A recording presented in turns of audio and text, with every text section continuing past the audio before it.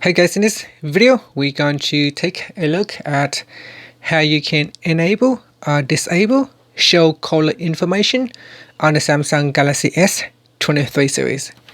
First, tap on the home button to go back to the home screen. From the home screen, open up the phone app. Then tap on the more button. From the pop-up menu, tap on settings. In call settings, scroll down and tap on other call settings. Next, we go down and tap on show caller information.